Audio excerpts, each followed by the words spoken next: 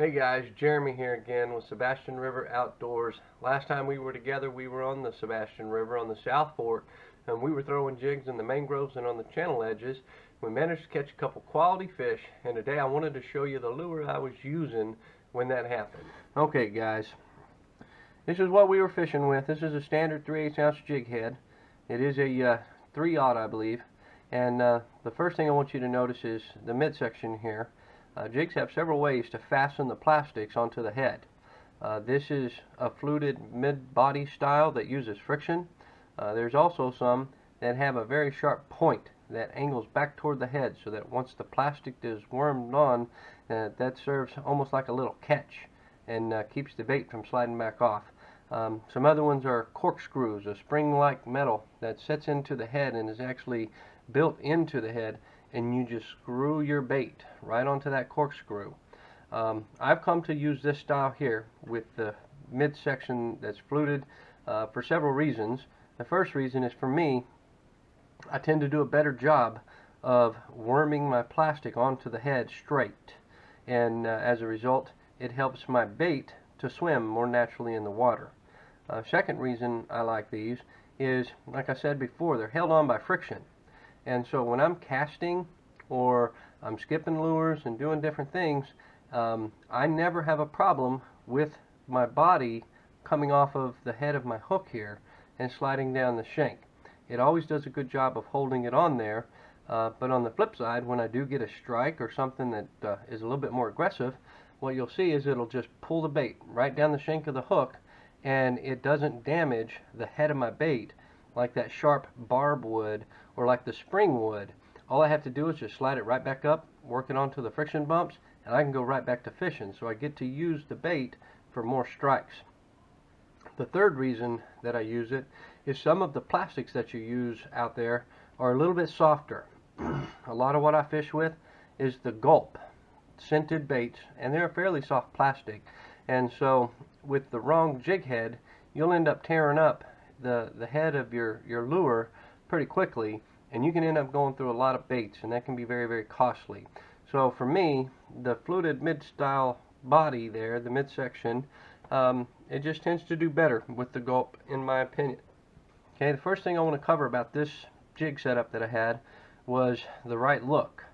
When I see people fishing, there's a variety of rigs out there. So I'll just tell you, I use a bait casting reel, 30-pound braided line. I use a 20-pound fluorocarbon leader. I tie the fluorocarbon to the braid with an Albright knot.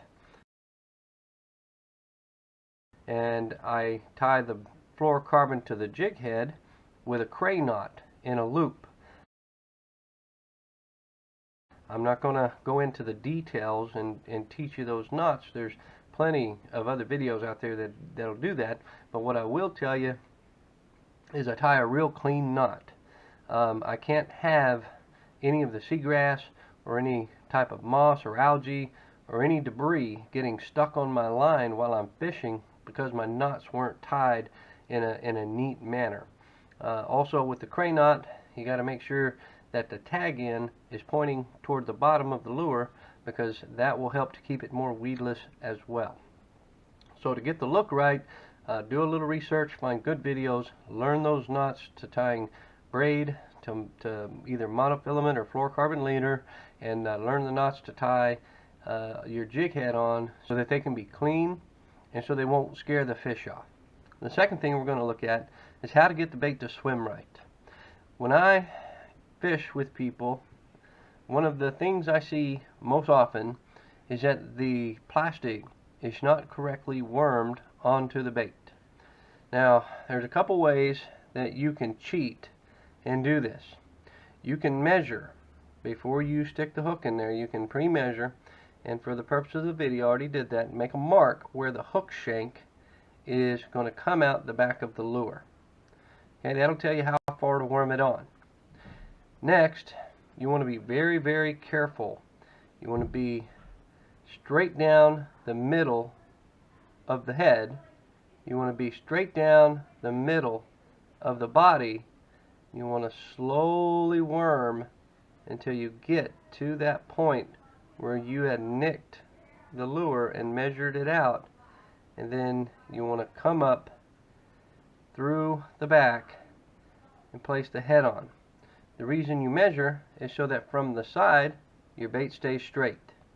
The reason you go slow, and this one was used previously, so maybe not the best example, but the reason you go slow is so that the hook will come out directly on the back and that your lure will be sitting straight. What this will do is it'll make sure that as your bait swims through the water due to that lead head, that both the body of the bait and the tail are going to have a great action and a great presentation. So this is what we were using.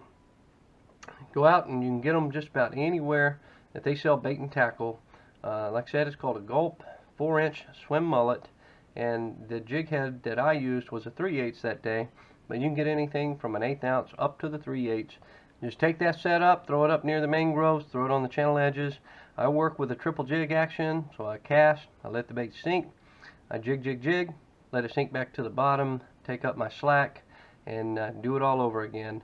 And draw those strikes usually on the fall, but you can get a strike at any time while you're jigging. As always, if anything in this video was helpful, please click the like. If you have some tips for anybody else who might have viewed the video, then please add them to the comments section. I'd be happy to post something on our next videos and share those tips with the rest of the viewers. And if you haven't done so, please go ahead and subscribe. Jeremy with Sebastian River Outdoors here, and you guys have a good one.